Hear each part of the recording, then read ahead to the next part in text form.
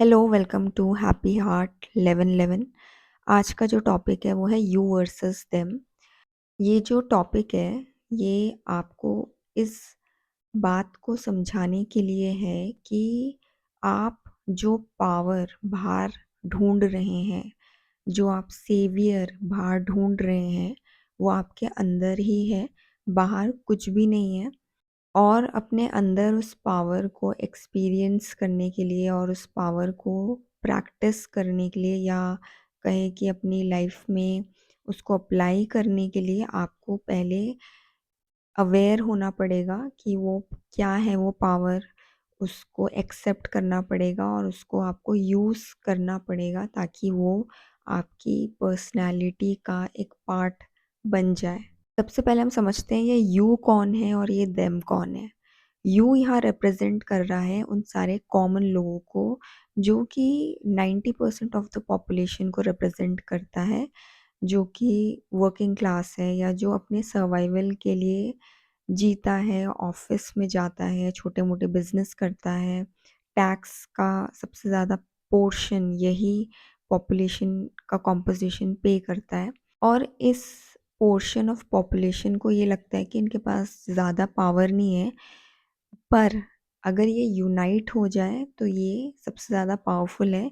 पर इनके अंदर कुछ प्रॉब्लम्स हैं, यानी कुछ कमियां हैं। इनका जो एक दूसरे के प्रति जो पर्सपेक्टिव है वो फ्लॉड है, जिसके कारण ये हमेशा पावरलेस पोजीशन में रहते आए हैं।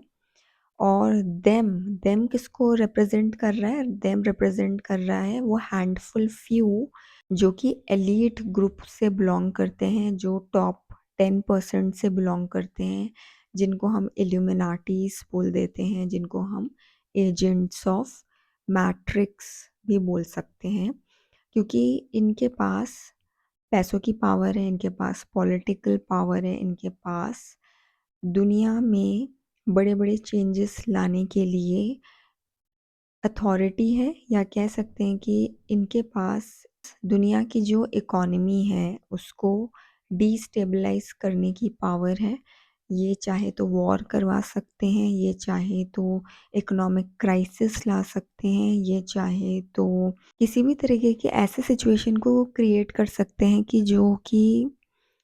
दुनिया की जो 90% ऑफ पॉपुलेशन है उनको एडवर्सली अफेक्ट कर सकती है।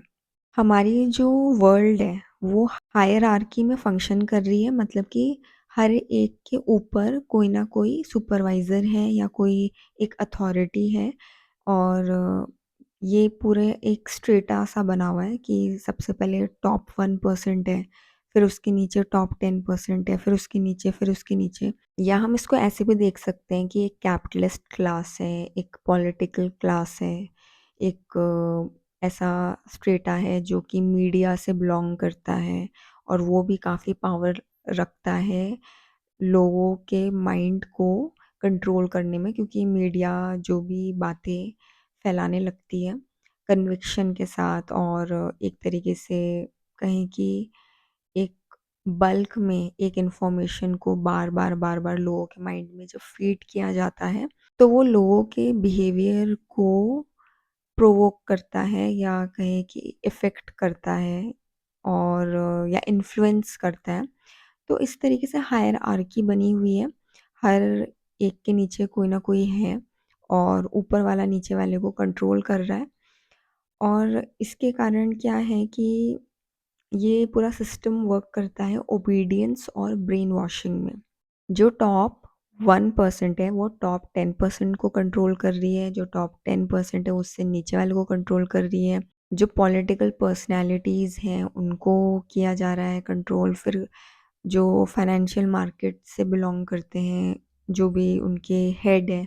उनको कंट्रोल किया जा रहा है। मीडिया कंट्रोल कर रही है। तो एक के नीचे एक ये जो एक सीरीज़ है वो चलती जाती है और ऊपर वाला कमांड देता है और नीचे वाले उसे ओबे करते हैं और इस तरीके से ब्रेन वॉशिंग चलती है।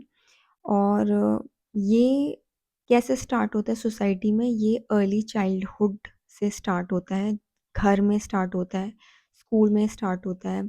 आपके कॉलेज में कंटिन्यू करते हैं और फाइनली आपके जॉब में या आपके ऑफिस में, जहाँ पे आपको एक ही बात सिखाई जा रही है और वो है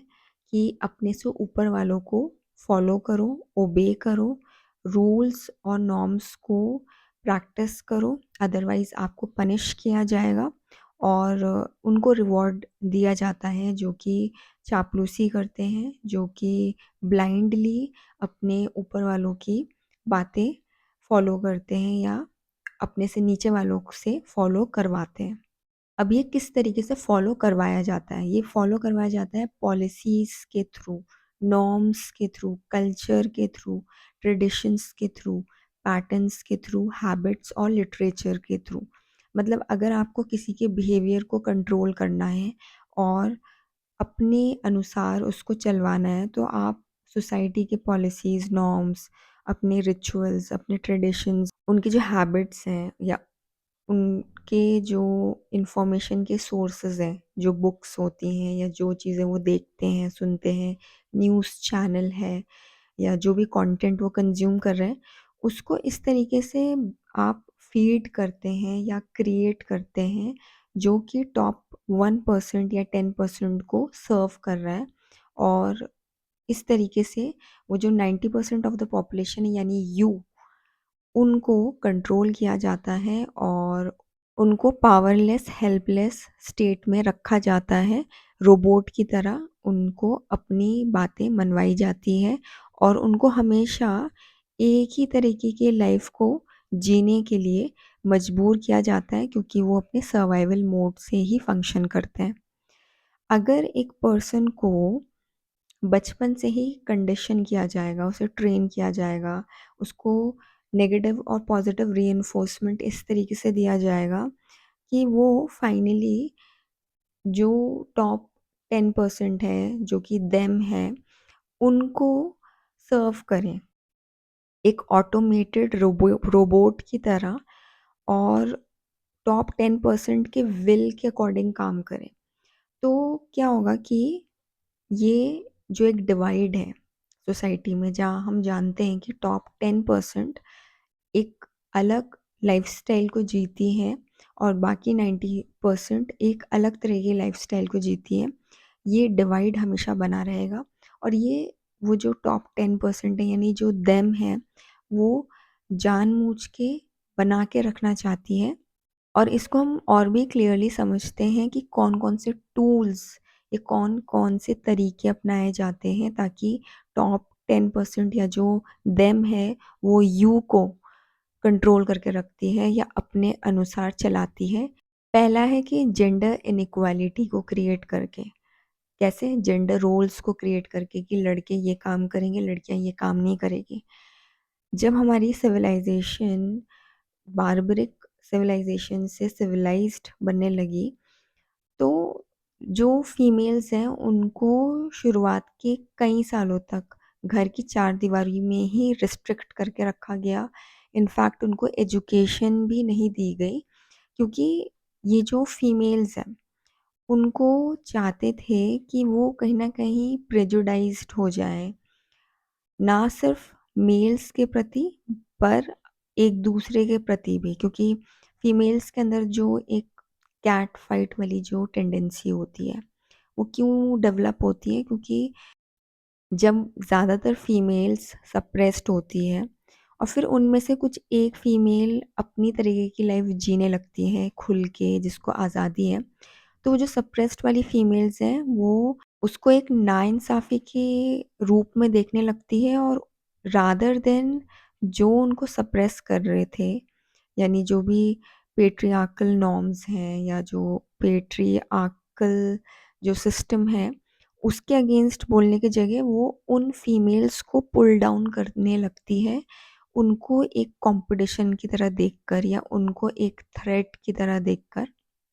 आउट ऑफ जेलेसी। और जो फेमिनिज्म का जो सिस्टम आया या फेमिनिज्म का जो वेव आया वो भी इसीलिए आया क्योंकि भाई जब आप एक जेंडर को बहुत ज़्यादा प्रिविलेजेस दे दोगे कई सालों तक और एक जेंडर को बिल्कुल दबा के रखोगे, तो एक टाइम आएगा जब वो ऑप्रेस्ड जो जेंडर है वो प्रिविलेज्ड वाले जेंडर के अगेंस्ट खड़े होने लगेगी या फिर अपने हक को पाने के लिए वो लड़ाई लड़ेगी या फिर अपनी आवाज़ उठाएगी या कहें कि रेबेलियस एटीट्यूड को डेवलप करेगी। और बात यहाँ तक आ गई है कि अब फेमिनिज्म टॉक्सिक तक हो गया है। तो ये एक डिवाइड क्रिएट करना जेंडर इनइक्वालिटी के थ्रू। दूसरा है हर्ड मेंटालिटी के थ्रू। अब हर्ड मेंटालिटी कैसे क्रिएट करना कि सोसाइटी में एक माइंडसेट प्रोपोगेट कर देना कि कुछ स्पेसिफिक प्रोफेशंस को परस्यू करके ही आप जो है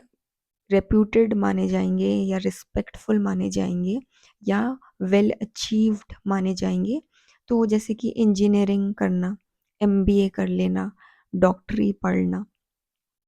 जो कुछ सेलेक्टेड ऑक्यूपेशंस हैं, प्रोफेशंस हैं या करियर्स हैं,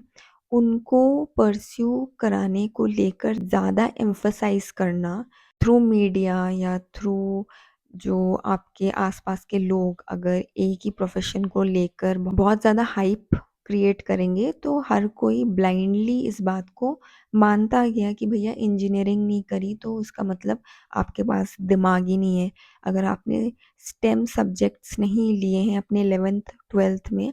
तो it means you are somewhat below average और एवरेज। तो इससे भी एक डिवाइड क्रिएट कर देना कि भाई साइंस वाले बच्चे ज़्यादा अच्छे होते हैं और जो बाकी बच्चे हैं आर्ट्स या कॉमर्स के बच्चे वो पढ़ने में इतने अच्छे नहीं होते हैं या वो इतने एलिजिबल नहीं होते या इतने डिज़ायरेबल नहीं होते हैं for parents, for society, for employers. तो इसमें भी डिवाइड क्रिएट कर दिया। थर्ड आता है rigid social norms. Social norms जैसे कि रूल्स फॉर गर्ल्स, कब वो बाहर जाएगी, क्या कपड़े पहनेगी, कितनी उनको पढ़ाई करानी चाहिए, किस एज में उनकी शादी कर देनी चाहिए, किस एज में उनके बच्चे हो जाने चाहिए और मैरिज को लेकर उनके ऊपर कौन कौन से रिस्ट्रिक्शंस थोपे ही थोपे जाने हैं। फिर रूल्स फॉर मैरिज, मैरिज में दहेज तो देना ही पड़ता है या लड़की को ही अपना घर छोड़ना है, लड़का तो अपने टॉक्सिक माँ बाप के साथ भी अपनी वाइफ को रखेगा। भले ही लड़के के माँ बाप और लड़के की जो भाई बहन है अपनी बेटे की शादी खराब कर दे अपने टॉक्सिक बिहेवियर की वजह से, लेकिन ये रूल्स हैं तो फॉलो करने हैं क्योंकि ऐसा ही चलता है। फिर रूल्स फॉर ऑफिस, ऑफिस में बॉस इज़ ऑलवेज राइट। अपने सीनियर की जो चाटुकारिता करना या फ्लैटरी करना, बटरिंग करना और दूसरे जो कलीग्स हैं उनकी शिकायत करना या चुगलियाँ करना या ऑफिस में र्यूमर्स फैलाना, पर्सनल लाइफ को अननेसेसरीली डिस्कस करना, ये सारी चीज़ें। फिर रूल्स फॉर फैमिली लाइफ है तो मतलब जॉइंट फैमिली में तो रहना ज़रूरी है, भले ही आप जो है एक दूसरे का गला काटने के लिए तैयार हो जाए कुछ टाइम बाद, प्रॉपर्टी को लेकर झगड़ा हो या घर में हर रोज़ आर्ग्यूमेंट्स होते हो, लेकिन जॉइंट फैमिली ही सबसे आइडियल फैमिली सिस्टम है। और उसमें बच्चे चाहे टॉक्सिक एनवायरनमेंट में बड़े होने के लिए मजबूर हो जाए,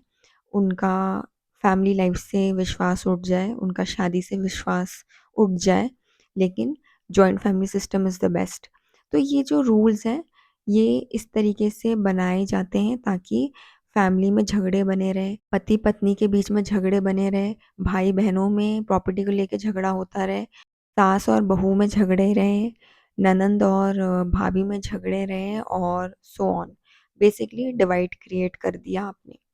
फिर वर्किंग आवर्स को लेके देखो कितना अभी रिसेंटली काफ़ी चीज़ें सामने आई कि यंगस्टर्स कितने बर्डन्ड हैं, ओवरवर्क कर रहे हैं, उनकी हेल्थ ख़राब हो रही है। लेकिन उनको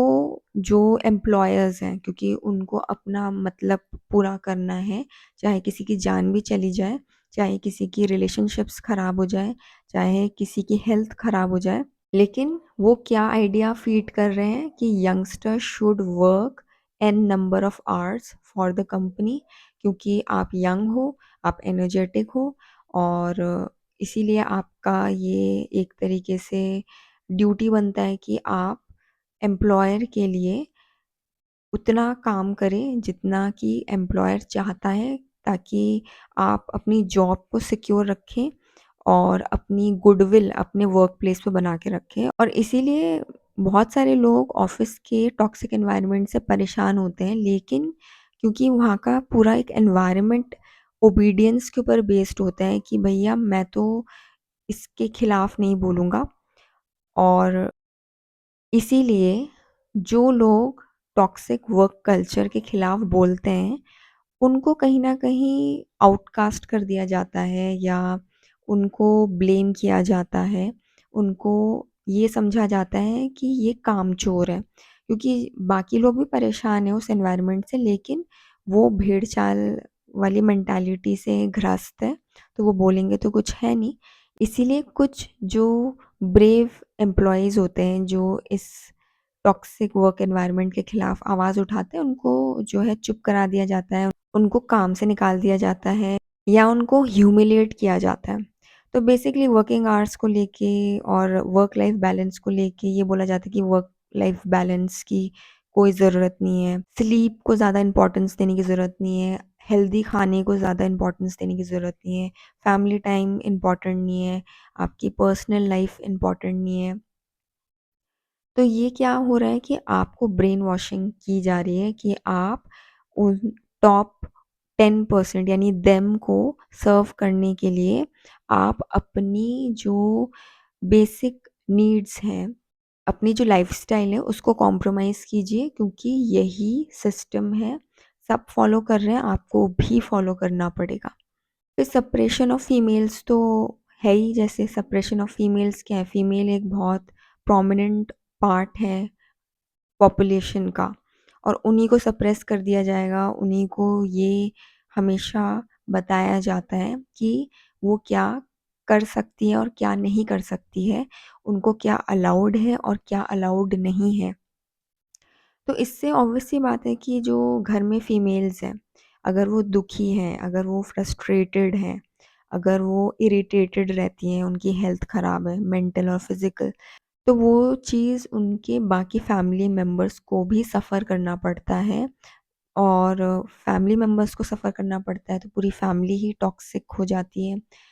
फैमिलीज़ अगर टॉक्सिक है, अनहैप्पी है, तो पूरी नेबरहुड में वो चीज़ रिफ्लेक्ट होती है और इस तरीके से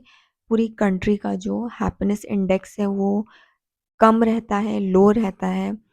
ऐसी कंट्री में जहाँ जो मदर्स हैं वो ओवरवर्क्ड हैं, वो ओवरबर्डन्ड है, वो सप्रेस्ड हैं, उनको दबाया जाता है, तो वो अच्छी माँ भी नहीं होती है। और इसीलिए जो बच्चे हैं वो टॉक्सिक चाइल्डहुड को जीने के लिए मजबूर हो जाते हैं और बड़े होके उनको वो चाइल्डहुड ट्रॉमास इतना हॉन्ट करते हैं कि वो ये डिसाइड करते हैं कि हम शादी नहीं करेंगे, हम बच्चे नहीं करेंगे, क्योंकि हमारे पेरेंट्स ने कभी भी हमें प्यार नहीं किया, कभी भी हमें वो सपोर्ट नहीं दिया, कभी भी हमें इमोशनली फुलफिल्ड नहीं फील कराया। तो फीमेल्स को कंट्रोल करके बाकी सारे फैमिली मेंबर्स को कंट्रोल कर लेना, सोसाइटी के बाकी सारे लोगों को कंट्रोल कर लेना। और नेक्स्ट तरीका है कंट्रोल करने का कि पेनल्टी लगा देना, पनिशमेंट देना, कि अगर किसी ने कल्प्रिट्स को कॉल आउट कर दिया, उनको एक्सपोज़ कर दिया, सच को बाहर लेके आए, और किसी की इमेज अगर बहुत शाइनी और बहुत गुडी-गुडी वाली बनी हुई है और उसको ब्रेक करना, किसी ने अगर सच को सामने लाया कि ये जो स्पिरिचुअल लीडर्स हैं या ये जो पॉलिटिकल लीडर्स हैं या जो ये बिजनेसमैन हैं या जो ये एक्टर्स हैं, ये जो सेलिब्रिटीज़ हैं, इनके असली चेहरे कुछ और हैं। ये लोग सोसाइटी में रॉन्ग माइंडसेट को प्रमोट कर रहे हैं। फॉर एग्ज़ाम्पल जो ये हॉलीवुड और बॉलीवुड एक्टर्स हैं या एक्ट्रेसेस हैं, ये लोग एक तरीके से वल्गैरिटी को प्रमोट करते हैं, ये लोग अडल्ट इंडस्ट्री को प्रमोट करते हैं। ये लोग जो यंगस्टर्स हैं उनके माइंड को पैरालाइज़ कर रहे हैं, एक ऐसे कंटेंट या एंटरटेनमेंट के नाम पे गंदगी को सर्व करके, जिससे कि वो हमेशा इनके घटिया कंटेंट को कंज़्यूम करने के शिकार रहेंगे और कभी भी अपने वेल-बीइंग में ध्यान नहीं देंगे, कभी भी अपनी ग्रोथ और डेवलपमेंट में ध्यान नहीं देंगे और कभी भी सोसाइटी में जो ये पावरफुल लोग हैं, जिनके खिलाफ यंग लोगों को सबसे ज़्यादा खड़ा होना चाहिए, वो कभी खड़े ही नहीं होंगे क्योंकि वो तो बैड कंटेंट को कंज्यूम करने में व्यस्त रहेंगे। वो तो ड्रग्स, अल्कोहल और जो भी घटिया पॉप कल्चर है जिसमें कि आपका है मल्टीपल रिलेशनशिप्स रखना या फिर बहुत सारे लोगों के साथ फिजिकल रिलेशनशिप स्टैब्लिश करना जिसको बहुत हाइप किया जाता है यंगस्टर्स के ग्रुप में, उसको प्रमोट किया जाता है और इससे उनको कंट्रोल किया जाता है, इससे उनको वीक रखा जाता है। नेक्स्ट है कि जो लोग out of the box thinking करते हैं, जो लोग चाहते हैं कि सोशल इविल्स को ब्रेक किया जाए, उनको ख़त्म किया जाए, उनको पेनलाइज किया जाता है, उनको पनिश किया जाता है। जैसे कि अगर ये बोला जाए कि फीमेल्स को शादी के बाद काम करना अलाउड होना चाहिए, तो उसमें बाकी बहुत सारे लोग आएँगे बोलेंगे कि अगर वो अपने करियर में ध्यान देती रहेगी, तो बच्चे कौन पैदा करेगा, बच्चों को कौन बड़ा करेगा, घर के काम कौन करेगा, जो इन-लॉज़ हैं उनकी कौन सेवा करेगा। तो ये एक आपने ऑब्जेक्शन क्रिएट कर दिया या जैसे कि अगर हम बोलें कि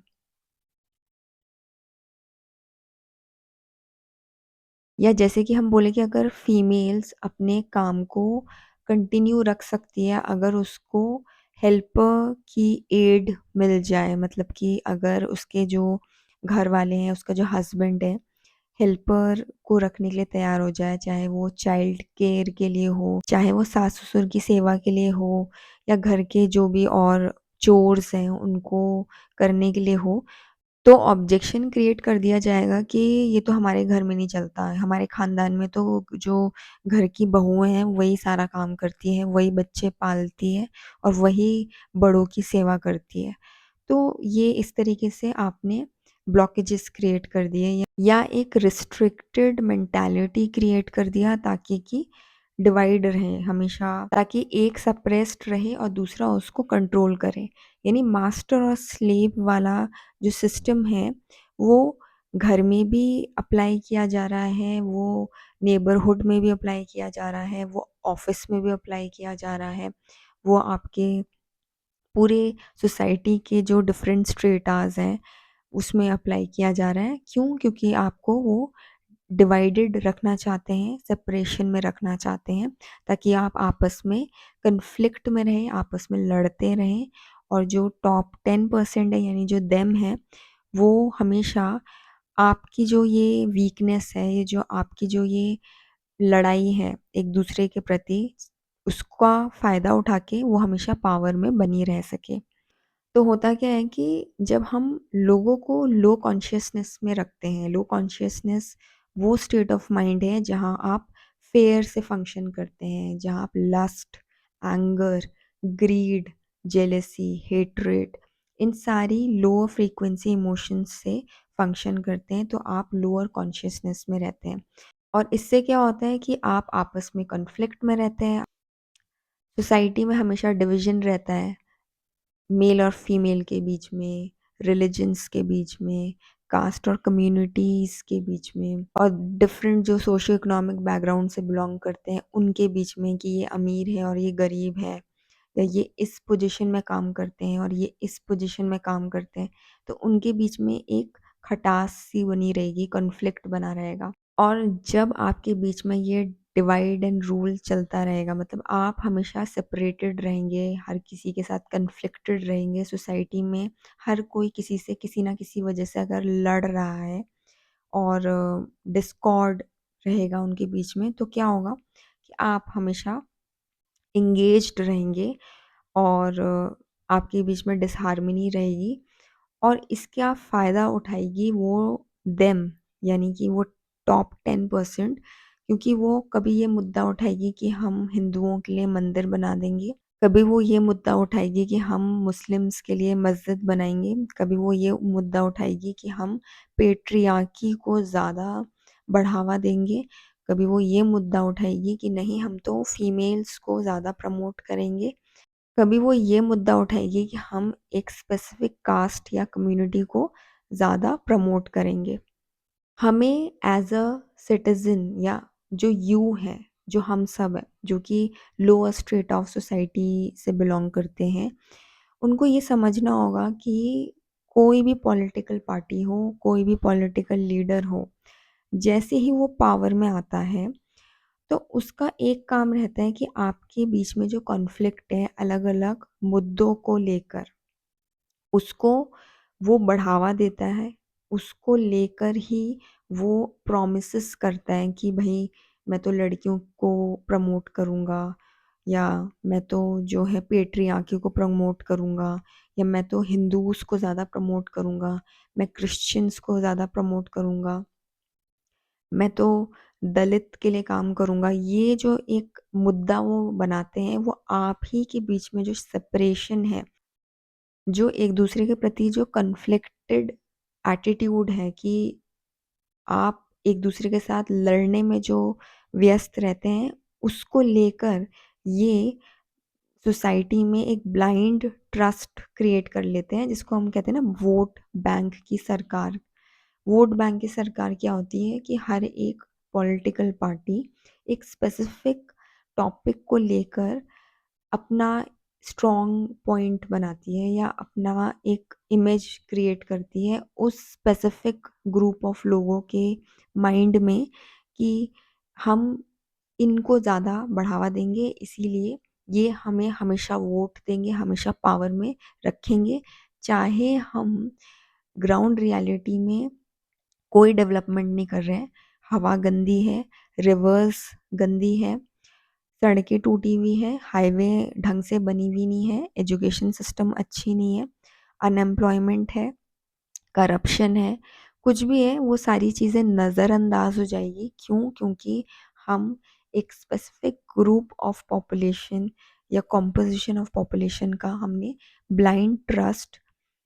विन कर लिया है, और लोगों के बीच में हमने डिवाइड एंड रूल को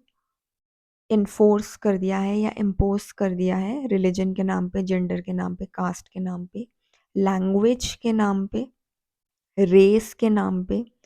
कल्चर के नाम पे, ट्रेडिशन के नाम पे, कि तुम साउथ इंडियन लैंग्वेज बोलते हो, तुम हिंदी बोलते हो, तुम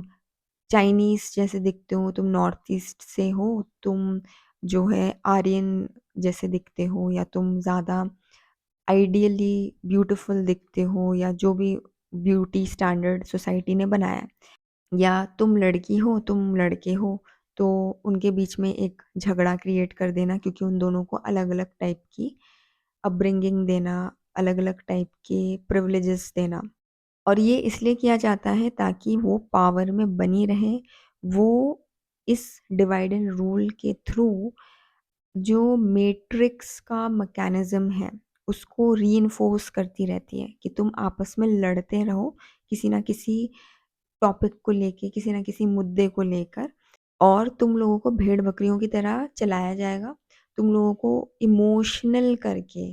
जहाँ तुम एक-दूसरे से किसी कारण से कॉन्फ्लिक्ट में हो और तुम्हारे अंदर जो लोअर कॉन्शियस इमोशंस हैं, उसको लेकर तुम लड़ाई करते रहोगे, और ये जो टॉप 10% है, यानी जो देम है, वो यू को, यानी जो 90% ऑफ द पॉपुलेशन है, जो सर्वाइवल मोड से फंक्शन करती है, उसको हमेशा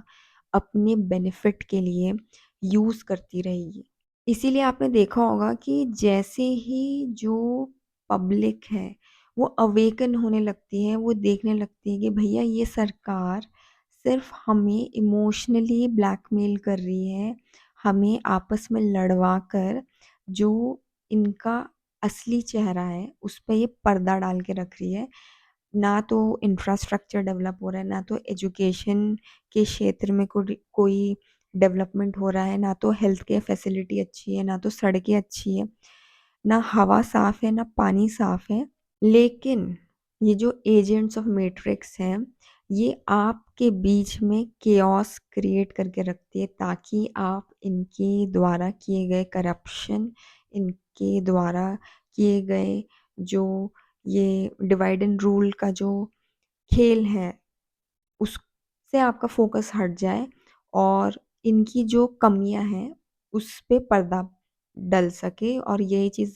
जो है ट्रम्प कर रहा है, वही चीज़ जितने भी ये टॉप के जो बिज़नेसमैन हैं, जिनको एक्सपोज़ किया जा रहा है, चाहे वो प्रिंस एंड्रयू हो, चाहे वो बिल गेट्स हो, चाहे वो एलन मस्क हो, चाहे वो ट्रम्प हो, ये सब एक तरफ है और आप एक तरफ हो। इवन जो देश के जो लीडर्स हैं, वो आपस में लड़ते हुए ज़रूर दिखाई दे रहे हैं, पर वो सब एक तरफ है और यू एक तरफ है। वो आप लोगों का मुद्दा उठा के नहीं लड़ रहे हैं, वो सिर्फ़ अपनी जो सच्चाई है उसको छुपाने के लिए, अपने कंट्रोल को अपने हाथ में रखने के लिए ताकि जो यू है, जो 90% ऑफ द पॉपुलेशन है, उनको गुमराह करके रखा जाए कि भई हम मुस्लिम्स के लिए लड़ रहे हैं या हम वुमेन को फ्रीडम दिलाने के लिए लड़ रहे हैं, हम इनको लिबरेशन दिलाने के लिए लड़ रहे हैं। वो सिर्फ़ एक दिखावा है। All the top leaders of different countries, of different organisations, चाहे वो डब्ल्यूएचओ हो, यूएन हो, आपका वर्ल्ड इकोनॉमिक फोरम हो, नेटो हो, कोई भी हो, they are all on one side and you who are being driven like cattles, who are always kept in conflict because of some or the other reason, are being controlled and are being used to benefit the them, that is the top 10%. अब सबसे important बात पे आते हैं कि जो you है वो पावर में कैसे आ सकती है। यू पावर में तभी आ सकती है, यानी जो 90% ऑफ द पॉपुलेशन है, आप, मैं और दुनिया के वो सारे लोग जिनके पास अपैरेंटली पॉलिटिकल पावर नहीं है या इकोनॉमिक पावर नहीं है या वर्ल्ड को रन करने के लिए या वर्ल्ड के जो भी डिसीजंस हैं उसको इन्फ्लुएंस करने के लिए उनके पास पावर नहीं है। वो कैसे पावर में आ सकते हैं? यूनाइट होके, क्योंकि आपकी पॉपुलेशन सबसे ज़्यादा है। यूनाइट होके अपने आपसी झगड़ों को, आपसी मतभेदों को आपको भूलना पड़ेगा और ये याद रखना पड़ेगा कि अल्टीमेटली जो 90% ऑफ द पॉपुलेशन है वही सफ़र कर रही है। उन्हीं के बच्चे नौकरी पाने के लिए धक्के खा रहे हैं। उन्हीं के बच्चे अच्छे एजुकेशन पाने के लिए महँगे-महँगे कोचिंग इंस्टीट्यूट्स में पैसे खर्च कर रहे हैं और तभी भी फ़ेल हो रहे हैं। उन्हीं के घर में हेल्थ केयर फैसिलिटी अच्छी नहीं पहुँच पा रही है। उन्हीं को टूटी हुई सड़कों में चलना पड़ रहा है और उन्हीं को करप्शन के चलते जो भी ये पावरफुल लोग होते हैं, चाहे वो ब्यूरोक्रेट्स हों, चाहे वो एडमिनिस्ट्रेशन से रिलेटेड हो, लॉ से रिलेटेड हो, उन लोगों के नीचे दब के रहना पड़ता है और अन्याय सहना पड़ता है। So the 90% that is you have to unite. You have to create a harmonious approach towards yourself and towards each other. You have to believe in the power of truth and collective consciousness. इसका क्या मतलब है कि जब हम देख रहे हैं कि जो ये टॉप के जो 1% है, 10% है, जो एजेंट्स ऑफ मैट्रिक्स हैं, जो इल्यूमिनाटीज़ हैं, ये अपनी मनमानी कर रहे हैं, ये बहुत सारे गलत काम कर रहे हैं और उसके फैक्ट्स हमारे पास है, उसके प्रूफ हमारे पास है, तो हमें उस ट्रूथ को एक्सेप्ट करना चाहिए और उसको प्रोपेगेट करने से डरना नहीं चाहिए, क्योंकि we have more strength, we have the power to not follow them अगर हम यूनाइट कर जाएं। लेकिन जो यू है, यानी जो 90% ऑफ द पॉपुलेशन है, उनके अंदर जो हर्ड मेंटालिटी की जो वायरस इम्प्लांट हो रखी है, उससे उनको राइज़ करना पड़ेगा, उससे अपने आप को निकालना पड़ेगा, क्योंकि जो ये एक मेंटालिटी है कि गलत हो रहा है तो होने दो, मुझे क्या पड़ी है, मैं क्यों बोलूँ? या मेरे साथ कुछ प्रॉब्लम हो जाएगी। तो ये मेंटालिटी इन इल्यूमिनाटीज़ को पावर में बनाए रखता है। जबकि अगर हम सब 90% ऑफ द पॉपुलेशन इनके जो सच है उसको बाहर लेके आए और इनको एक्सपोज़ करे, तो ये अपने आप पावरलेस हो जाएँगे क्योंकि automatically majority wins, but the majority has to stay united and has to come into their higher consciousness, have to develop harmony among each other और अपने caste, race, language, culture, tradition इन सब से ऊपर उठना पड़ेगा, तभी आप यूनाइट हो सकते हैं। हम सबके अंदर ये एक थॉट इनग्रेन्ड है और इम्प्लांट की गई है कि कोई भगवान के अवतार अभी आएँगे और वो ह्यूमैनिटी को रेस्क्यू करेंगे, वो गलत लोगों को सज़ा देंगे, वो अच्छे लोगों को न्याय दिलाएँगे और कलयुग से सतयुग लेके आएँगे या गोल्डन एज लेके आएँगे। This is a false idea that has been implanted in the minds of all of us, because the God which you are searching outside is actually within you. जब हम गॉड कॉन्शियसनेस में आते हैं तो हमें responsibility लेनी होती है खुद की, अपने आसपास के लोगों की, और हमें गलत के खिलाफ आवाज़ उठाना पड़ता है। हमें जो अनकंफर्टेबल लगता है उस ट्रूथ को एक्सेप्ट करना पड़ता है और फिर एक डिसीजन लेकर उस डिसीजन को एग्जीक्यूट करना पड़ता है कि अब और नहीं होगा, अब हम और सहेंगे नहीं, अब ये जो भेड़ चाल की जो हमारी आदत थी उसको हम छोड़ेंगे और जो सच है उसके साथ हम खड़े रहेंगे, जो सही है उसके साथ खड़े रहेंगे, क्योंकि अगर हम यूनाइटेड रहेंगे तो जो सच है, जो सही चीज़ है, उसकी ही जीत होगी। और इसके लिए आपको अपने हायर कॉन्शियस सेल्फ को अवेकन करना पड़ेगा, अपने डिवाइन सेल्फ को अवेकन करना पड़ेगा। आपको वननेस से ऑपरेट करना पड़ेगा, आपको समझ आना पड़ेगा जो यू है, जो 90% ऑफ द पॉपुलेशन है, वो एक कलेक्टिव कॉन्शियसनेस क्रिएट करती है। 2026 के लिए जो प्रेडिक्शंस हुई थी कि इधर तबाही मचेगी, वॉर हो जाएगा, दुनिया ख़त्म हो जाएगी, ये सब क्यों हो पा रहा है? क्योंकि हमारे माइंड में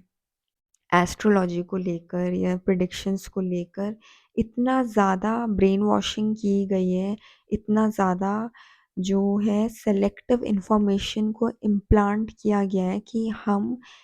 नहीं समझ पा रहे हैं कि हम कितने पावरफुल हैं कलेक्टिवली, कि हम किसी एक स्टेटमेंट को अपनी रियलिटी बना पाते हैं। और हमें ये समझने की ज़रूरत है कि अगर हम एक नेगेटिव इन्फॉर्मेशन या नेगेटिव थॉट को रियलिटी बना सकते हैं, जहाँ आज के टाइम पे सच में वॉर हुई है, सच में चीज़ें डिस्टेबलाइज़ हो रही है दुनिया में, तो अगर हम कलेक्टिवली पॉजिटिव सोचें, collectively love, compassion, bliss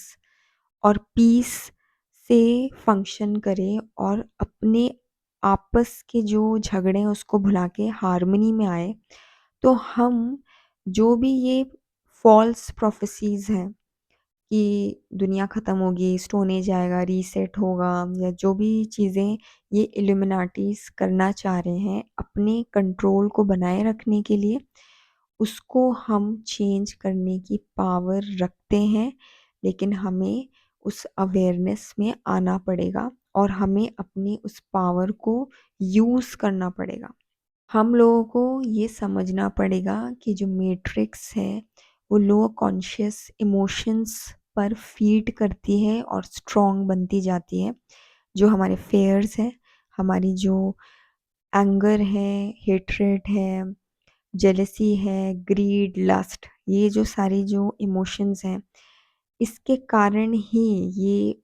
top के जो 10% है अपनी मनमानी कर पाते हैं, क्योंकि हम आपस में लड़ रहे हैं, हम सेपरेशन में हैं, हम वननेस में नहीं आ रहे हैं। जबकि हम मेजॉरिटी में अगर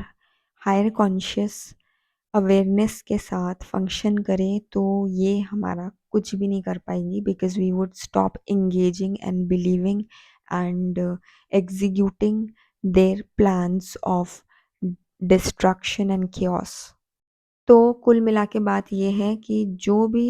करेंटली चीज़ें हो रही है दुनिया में उसको ख़त्म करने की पावर हमारे अंदर है।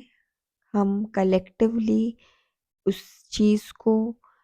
स्टेबलाइज़ कर सकते हैं, हार्मनी में लेके आ सकते हैं, चीज़ें अपने कंट्रोल में ले सकते हैं, पर उसके लिए आपका माइंड और हार्ट कोहेरेंट होना ज़रूरी है, हार्मनी में होना ज़रूरी है। आप हायर कॉन्शियस अवेयरनेस के साथ फंक्शन करेंगे और अपने अंदर के जो भगवान है, उसके साथ जब आप कनेक्ट करेंगे और डिवाइन माइंडसेट के साथ फंक्शन करेंगे, जहाँ आप सेपरेशन को हटाकर हम आपस में वननेस को स्टैब्लिश कर पाएंगे और प्रैक्टिस कर पाएंगे, तो ये मैट्रिक्स और उसके जो एजेंट्स हैं वो कुछ भी बिगाड़ नहीं पाएंगे। ये प्रोफेसीज, ये एस्ट्रोलॉजी, ये पास्ट लाइफ कर्मा या जो भी इंफॉर्मेशन हमें सालों से फीड की जा रही है in the name of religion, in the name of any such idea which creates a separation, ये ही मैट्रिक्स को पावर दे रही है और यही हमेशा जो 90% ऑफ पॉपुलेशन है उसको कंट्रोल में रख रही है। और अगर हमने इसको नहीं रोका तो चीज़ें आगे जाके और बिगड़ सकती हैं। हम लोगों को लगता है कि किसी एक पर्टिकुलर रिलीजन को ज़्यादा बढ़ावा मिलेगा, किसी एक पर्टिकुलर सेगमेंट ऑफ सोसाइटी को ज़्यादा बढ़ावा मिलेगा, तो वो पर्टिकुलर सेट ऑफ सोसाइटी तो एटलीस्ट बेनिफिट कर रही है, पर ऐसा नहीं है। उसका एक एग्जांपल आप अभी देख सकते हो कि जब यूनाइटेड स्टेट्स ऑफ अमेरिका और इज़राइल ने मिलकर ईरान पे हमला किया, उसका उन्होंने जस्टिफिकेशन ये दिया कि भाई हम तो ईरान के जो जनरल पॉपुलेशन है, सप्रेस्ड पॉपुलेशन है, उनको लिबरेशन प्रोवाइड करने के लिए ऐसा कर रहे हैं। पर एक्चुअल में वहाँ के जो कॉमन लोग हैं वही लोग सफ़र कर रहे हैं। उनकी जो डे टू डे लाइफ है वो हॉल्ट पे आ गई है, उनकी लाइफ थ्रेटेंड हो गई है, उनके बच्चे मर रहे हैं। So nobody ever benefits with this mindset of separation of divide and rule, जहाँ आप रिलीजन के नाम पे लड़ रहे हो, जहाँ आप जेंडर के नाम पे कन्फ्लिक्ट में हो, जहाँ आप कास्ट, कम्युनिटी, रेस, लैंग्वेज इसके कारण लड़ रहे हो, क्योंकि जिसको ये प्रमोट करने की बात कर रहे हैं वो भी सफ़र कर रहा है। और जो आपस में पॉलिटिकल लीडर्स लड़ रहे हैं अलग अलग देशों के, ये मत सोचना कि वो आपस में एक दूसरे के दुश्मन है। They are all on one side and you are on other side. So it's the top 10% and the bottom 90% who are in a battle against each other, and who will win, it depends whether you understand the power within you, that is that God which is always within you, but you are waiting for Kalki Avatar, Maitri, Buddha, you are waiting for the return of Christ, for n number of avatars which have been described in different religions, who will never come, who will never come to rescue. We have to rescue ourselves by coming into a harmonious collective consciousness where we function with this attitude of oneness, और हमें separation को बिल्कुल remove कर देना है, ताकि जो ये टॉप के जो 1% 10% लोग हैं या जो भी ये देम है, उनको कोई मुद्दा ही ना मिले जिसको लेकर वो हमारे बीच में लड़ाई करवा सके, या वर्ल्ड वॉर, इकोनॉमिक क्राइसिस या स्केर्सिटी जैसे सिचुएशन क्रिएट करने का कोई भी एक्सक्यूज क्रिएट कर सके। So it is you versus them, and it depends on you. Whom are you going to let win? The higher conscious self within you, or these agents of matrix